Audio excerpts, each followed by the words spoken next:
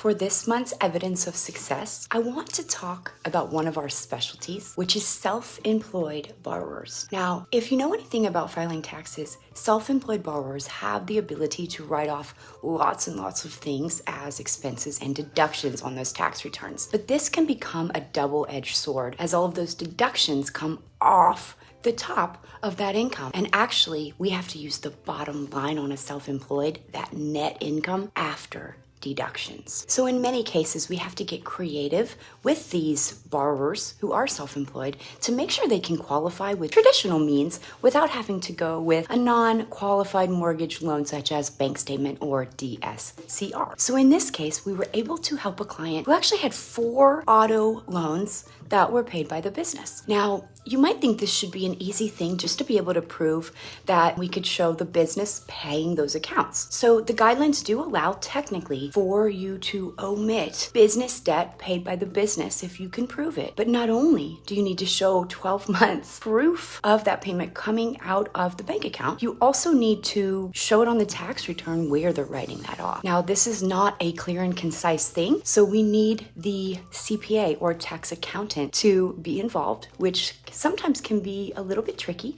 and we have to kind of coach them as to what we're trying to prove because they never want to give too much information to an underwriter. So it becomes a game of putting those pieces together, and then once we do that, we analyze all of the data, and we had these 4 loans. Several of them had been traded in, so we had probably 7 auto loans that we were tracking payments on. And then over the last 2 years, because we had to go 2 years back to show all of the 12 months, it gets really tricky when we get into these self-employed buyers. But this borrower had also pulled cash and paid a few of those payments at the branch. So we had to trace back and do letters of explanation to explain all of those details. We were eventually able to get this borrower clear to close, but these do not come easy. And if you're not using a seasoned loan officer like myself that understands how to get these borrowers qualified, you could run into not being able to get them closed on time or at all. We would love to help you if you are self-employed. And if you're a realtor out there working with self-employed borrowers,